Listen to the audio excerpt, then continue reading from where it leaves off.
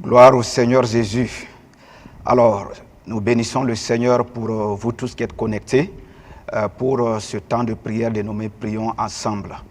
Nous prions que le Saint-Esprit nous conduise tous, afin qu'à l'issue de ce temps de prière, nous puissions recevoir le témoignage du Saint-Esprit que nous avons été exaucés. Alors, avant d'aller un peu plus loin, permettez-moi de rendre grâce au Seigneur pour la vie de mes parents spirituels qui me font l'honneur de conduire ce temps de prière. Que le Seigneur continue de vous renouveler et qu'il continue de vous multiplier ses faveurs. Alors, avant d'aller dans le temps de prière, nous allons faire un tour dans la parole de Dieu afin de nous exhorter. Le titre sur lequel nous allons nous exhorter est « L'amour, la preuve de notre appartenance à Christ ». Alors, nous allons lire Jean 13, 34 et 35. Jean 13, le verset 34 et 35. Il est écrit là-bas, « Je vous donne un commandement nouveau. Aimez-vous les uns les autres comme je vous ai aimé. Vous aussi, aimez-vous les uns les autres. À ceci, tous connaîtront que vous êtes mes disciples si vous avez de l'amour les uns pour les autres. » Alors, vous auriez constaté que ici, le Seigneur donne un commandement. Il dit que c'est un commandement nouveau. Et c'est un commandement très important. Alors, le Seigneur a certainement constaté qu'au milieu de ses disciples, il manque l'amour. Et donc, il interpelle ses disciples, il leur donne ce commandement nouveau et il leur dit de s'aimer les uns les autres. Et il ajoute à ceci, tous connaîtront que vous êtes mes disciples. Et donc, c'est pour dire que l'amour est un élément très important de notre appartenance à Christ. C'est la preuve même que nous appartenons à Christ. Si tu dis que tu appartiens à Christ et que tu n'as pas l'amour, alors ce n'est pas vrai. Parce que la Bible dit que Dieu lui-même est amour. Il n'a pas l'amour, il est lui-même amour. Et donc, en tant qu'enfant de Dieu, le Seigneur nous recommande de nous aimer les uns les autres. Vous aurez remarqué qu'il n'a pas dit d'acheter des véhicules ou bien de bien s'habiller ou bien de bâtir des maisons et que c'est à cela qu'on allait nous reconnaître en tant que ses disciples. Mais il a bien dit que c'est en nous aimant les uns les autres. Donc l'amour est un critère primordial pour reconnaître un enfant de Dieu. Et donc nous devons prendre cela au sérieux parce que lorsque le Seigneur insiste sur quelque chose, c'est pour dire que c'est très important. Alors nous allons avancer en lisant dans Matthieu 22, 35 et à 40. La Bible dit là-bas, et l'un des docteurs de la loi fit cette question au Seigneur Jésus pour l'éprouver. Il dit, « Maître, quel est le plus grand commandement de la loi ?» Jésus lui répondit, « Tu aimeras le Seigneur ton Dieu de tout ton cœur, de toute ton âme et de toute ta pensée. » Il dit, c'est le premier et le plus grand commandement. Et voici le second qui lui est semblable. Tu aimeras ton prochain comme toi-même. Il dit, de ces deux commandements dépendent toute la loi et les prophètes. Donc, vous voyez, et lorsque nous lisons dans Jacques 2,8, lui, il dira, si vous accomplissez la loi royale, selon l'Écriture, tu aimeras ton prochain comme toi-même, vous faites bien. Donc ici, Jacques appelle le fait d'aimer ton prochain, il appelle ça la loi royale. Parce que tous les autres commandements découlent de ce commandement. Tous les autres commandements tournent autour de ce commandement qui peut être considéré comme un commandement pivot. C'est un commandement central. Le fait que nous devions nous aimer les uns les autres. Dans la vie, nous aimons beaucoup les raccourcis. Et donc ici, c'est un raccourci. Le fait d'aimer ton prochain comme toi-même, d'aimer ton Dieu, en fait, tu as accompli en même temps toute la loi. Et donc, c'est très important que nous comprenions cela et que nous puissions marcher dans l'amour, que nous puissions vivre l'amour véritable de Dieu, car notre Dieu est amour. Et lorsqu'il nous regarde, il veut voir cet amour en chacun de nous. Alors, nous allons poursuivre et en lisant dans 1 Corinthiens 13, le verset 1 à 8 et le verset 13. Alors, là-bas, et ce qu'il faut retenir, c'est que l'apôtre Paul a donné une définition, j'allais dire, complète de l'amour. Parce que la bonne manière de définir un concept, de définir un terme, c'est de dire ce qu'il est et ce qu'il n'est pas. Et c'est ce que l'apôtre Paul a donné comme définition. Nous allons lire le passage. Il est écrit « Quand je parlerai des langues des hommes, les langues des hommes et des anges, si je n'ai pas l'amour, je suis un airain qui résonne ou une cymbale qui retentit. » Et si nous continuons, il dit « Et quand j'aurai le don de prophétie, la science de tous les mystères et toute la connaissance, quand j'aurai même toute la foi, jusqu'à transporter des montagnes, si je n'ai pas l'amour, je ne suis rien. » Alors, le terme charité ici, c'est l'amour. Donc, on continue, il dit « Et quand je distribuerai tous mes biens pour la nourriture des pauvres, quand je livrerai même mon corps pour être brûlé, si je n'ai pas l'amour, cela ne me sert de rien. » L'amour est patient, il est plein de bonté, il n'est point envieux, il ne se vante point, il ne s'enfle point d'orgueil, il ne fait rien de malhonnête, il ne cherche point son intérêt, il ne s'irrite point, il ne soupçonne point le mal, il ne se réjouit point de l'injustice, mais il se réjouit de la vérité. Il excuse tout, il croit tout, il espère tout, il supporte tout. Alors, donc, lorsque nous voyons cette définition de l'amour, je peux dire que c'est une définition complète. Ce que l'amour est, ce que l'amour n'est pas. Mais avant de donner ce qu'il est et ce qu'il n'est pas, il commence par nous faire comprendre que même si tu as toute la compréhension, tous les dons de prophétie, tu as toute la foi jusqu'à transporter des montagnes, c'est très fort ce qu'il est en train de dire. C'est pour dire que quels que soient les sacrifices que nous allons faire, quel que soit le niveau de connaissance que nous avons, si nous n'avons pas l'amour, alors cela ne nous sert de rien. C'est pour te dire, frères et sœurs, que l'amour est vraiment incontournable dans la vie du chrétien. Si nous voulons que le Seigneur, au dernier jour, puisse nous reconnaître, nous recevoir dans sa gloire, il faudrait que nous prenions vraiment ces paroles-là au sérieux, que nous puissions vivre dans l'amour, car c'est l'accomplissement de toute la loi. Alors, quelqu'un va me dire, mais où est-ce qu'on peut trouver l'amour? Moi, je n'ai pas l'amour. Alors, la Bible dit clairement dans Romains 5, et au verset 5, il dit, « Or l'espérance ne trompe point, parce que l'amour de Dieu est répandu dans nos cœurs par le Saint-Esprit qui nous a été donné. » Donc ici, selon ce passage, l'amour n'est pas au ciel, l'amour n'est pas dans la mer, l'amour n'est pas loin. La Bible dit clairement que cet amour a été répandu dans nos cœurs par le Saint-Esprit. Donc, mon frère et ma soeur, tu as l'amour de Dieu en toi. Il te suffit tout simplement de l'exprimer. Il faut le vivre, il faut le mettre en œuvre autour de toi. Et c'est en ce moment que cette lumière que tu constitues va briller, va éclairer ton entourage et va amener beaucoup de personnes à connaître ton Dieu. Donc, ceci étant, je crois que nous allons aller dans les points de prière.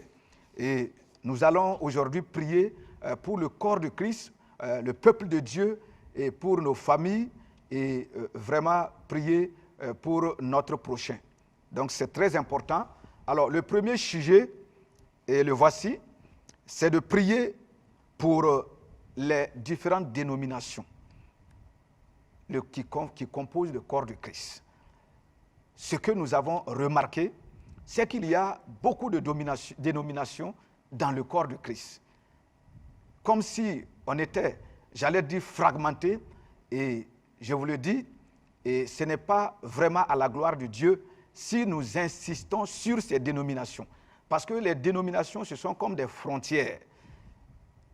Et Comme vous le savez, en Afrique ici, et même partout dans le monde, lorsqu'on met les frontières, c'est pour diviser. Parce que souvent, c'est les mêmes peuples, mais à cause d'un tracé, on dit que vous êtes de pays différents. Donc, c'est la même chose au niveau des dénominations. Si nous insistons sur nos dénominations, alors nous élevons les frontières et cela nous fragilise. Et donc, c'est pour cela que je voudrais que nous puissions prier, afin que ces barrières dénominationnelles tombent, que nous puissions prier, afin que nous puissions regarder nos frères des autres dénominations, nos sœurs des autres dénominations, en tout cas comme faisant partie intégrante du corps de Christ. Et en cela, nous allons manifester l'amour envers ces personnes-là. Donc, c'est aussi ça, aimer, c'est accepter nos différences. Élevons nos voix et prions dans ce sens. Excellent Père de grâce, nous bénissons ton nom, nous te magnifions, nous te louons ce matin, parce que nous sommes là pour prier en faveur du corps de Christ, en faveur de nos frères et sœurs des autres dénominations, parce que nous avons constaté que les dénominations sont comme des barrières qui empêchent les frères et les sœurs vraiment de communier. Et à cause de cela, Seigneur, nous prions au nom puissant de Jésus-Christ que ces barrières tombent, que ces barrières soient renversées, que nous puissions nous regarder comme des frères véritables, comme des sœurs véritables, des enfants d'un même Père, que rien ne vienne nous empêcher de vivre ce véritable amour-là. Ô Seigneur, tu as dit dans ta parole, dans 1 Corinthiens 13, 7, que l'amour supporte tout. Et si l'amour supporte tout, nous devons supporter nos frères des autres dénominations, nous devons nous supporter, nous devons parler le même langage, nous devons marcher main dans la main. C'est pourquoi, Saint-Esprit, toi qui unis les cœurs, toi qui nous donnes de pouvoir regarder dans la même direction, je te prie qu'il en soit ainsi, que nous puissions accepter nos différences au nom de Jésus. Amen. Amen. Alors, nous allons poursuivre et nous allons prier. Aimer, c'est aussi reconnaître les dons des autres. Voyez-vous, et le Seigneur, lorsqu'il donne, il fait un don au corps de Christ, lui ne regarde pas les dénominations. De sorte qu'il peut donner au corps de Christ, au Burkina Faso, un homme de Dieu qui est spécialisé dans tel ou tel domaine. Parce que Dieu ne donne pas tous les dons à une seule personne. Il veut que nous soyons complémentaires. Et c'est normal. Quand vous arrivez au marché, vous n'allez jamais voir quelqu'un qui vend tous les articles à la fois. De sorte que si tu payes un article avec telle personne, tel autre article, tu vas le trouver ailleurs. Et même si lui-même il veut cet article-là, qu'il n'a pas, il sera obligé d'aller ailleurs pour en prendre. Donc c'est la même chose dans le corps de Christ et même dans la médecine, c'est la même chose. Il y a le dentiste qui est là, il y a l'ophtalmologue qui est là. Alors si le dentiste reçoit quelqu'un qui a mal aux yeux, il ne peut pas le traiter. Il va aller vers son frère, son collègue ophtalmologue pour l'aider. Je voudrais que nous prions qu'il en soit ainsi aussi dans le corps de Christ. Que nous puissions nous reconnaître. Là où je sens que je suis limité, que je puisse aller vers mon frère. Même s'il est d'une autre dénomination, si je vois que le Seigneur lui a donné un don particulier, que je puisse aller vers cette personne-là. Donc, élevons nos voix et prions pour qu'il en soit ainsi au nom de Jésus. Excellent Père de grâce, nous bénissons ton nom, nous te rendons grâce pour ces moments. Nous prions à présent pour une reconnaissance mutuelle des membres du corps de Christ. Nous sommes un et nous devons vraiment nous reconnaître parce que tu as donné des dons particuliers à tout un chacun. Et à cause de cela, Seigneur, nous devons avoir l'humilité d'aller vers les autres pour servir des dons qu'ils ont et que nous n'avons pas. Oh Seigneur, donne-nous cette humilité-là. Donne-nous de pouvoir voir les choses dans cette optique-là, afin de pouvoir bénéficier de tes dons. Que quelqu'un ne soit pas enfermé dans sa dénomination et ne regarde pas aux autres. Que Seigneur, tu nous donnes vraiment que ces barrières tombent, mais que nous puissions reconnaître les uns les autres au nom puissant de Christ Jésus. Et je pense que ce passage, nous pouvons le lire dans 2 Pierre 3, 15 et 16, qui parle vraiment de ça. Parce que Paul et Pierre se sont reconnus. Et ça, c'est très important. Pierre, qui était considéré vraiment comme une colonne, comme, j'allais dire, le chef des apôtres, il n'a pas regardé son niveau pour ne pas magnifier Paul, mais il a élevé sa sagesse. Donc, nous bénissons vraiment le Seigneur pour cela. Alors, nous allons poursuivre. Cette fois-ci, nous allons prier pour la manifestation véritable de l'amour entre les responsables de dénomination. C'est très important. Dans Jean 13, 34 et 35, il est dit là-bas, « Je vous donne un commandement nouveau. Aimez-vous les uns les autres comme je vous ai aimés. Vous aussi, aimez-vous les uns les autres. » C'est ce passage que nous avons déjà lu. C'est pour dire que nous qui sommes des chrétiens, j'allais dire le peuple de Dieu, nous voulons voir nos responsables de dénomination vraiment marcher ensemble. Nous voulons les voir vraiment avoir même des programmes ensemble. Et cela est très, très important pour les fidèles. Lorsque nous voyons cela, nous comprenons qu'en fait, nous sommes un. Nous comprenons qu'il n'y a pas de distinction. Nous sommes en train de poursuivre le même but. Et c'est pourquoi nous allons prier afin que réellement les responsables de dénomination puissent travailler la main dans la main, puissent vraiment travailler en étroite collaboration, qu'ils se donnent la main d'association dans tout ce qu'ils font. Quand nous regardons dans le monde, l'AES, qui est un regroupement d'États, nous voyons qu'ici, ils n'insistent pas sur les frontières. Non, ils n'insistent pas sur les frontières. Et c'est ça qui fait la force de l'AES. Si tu attaques un État, tu as attaqué les autres. Est-ce qu'il en est de même au niveau du corps de Christ? Si une dénomination est attaquée, les autres dénominations doivent en principe compatir. Nous allons élever nos voix et nous allons prier pour cela. Excellent Père de grâce, nous te recommandons tous les responsables de dénomination. Nous voulons que, Seigneur, toutes ces dénominations, tous ces responsables comprennent une chose. Ils servent le même Dieu. Ils sont enfants du même Dieu. Et ce Dieu les interpelle et leur demande de s'aimer les uns les autres. Qu'il en soit ainsi, que ces responsables de dénomination puissent appliquer cette loi royale de s'aimer et véritablement et de pouvoir marcher la main dans la main, qu'ils regardent dans la même direction, qu'il n'y ait pas de division ni de haine entre ces responsables-là. Et cela va vraiment se déteindre sur le peuple de Dieu, sur les fidèles qui vont aussi manifester le véritable amour les uns envers les autres. Merci Seigneur, que ton nom soit béni au nom de Jésus. Amen. Alors, aimer, comme nous l'avons lu, c'est aussi rechercher les intérêts des autres. Ça se trouve dans 1 Corinthiens 13, 5. Oui, il dit l'amour ne cherche point son intérêt. Donc, c'est très important que nous puissions rechercher l'intérêt de l'autre. Or, généralement, c'est au moment où nos intérêts sont menacés que nous commençons à sortir nos griffes, à montrer un autre visage. Il ne devrait pas en être ainsi. Nous devons rechercher les intérêts des autres. Cela suppose que souvent, nous devons accepter perdre pour que l'autre gagne. Et donc, chercher l'intérêt de l'autre est très primordial selon notre Seigneur Jésus-Christ. Élevons nos voix et prions dans ce sens. Excellent Père de grâce, nous voudrons en ce moment vraiment demander que les frères et les sœurs des différentes dénominations recherchent les intérêts des uns et des autres.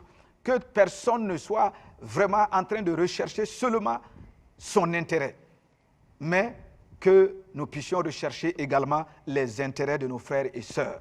Excellent Père de grâce, c'est toi qui peux toucher les cœurs, c'est toi qui peux convaincre, Seigneur Saint-Esprit, les uns et les autres à comprendre ces choses. C'est pourquoi merci de ce que tu touches les cœurs des uns et des autres au nom puissant de Jésus.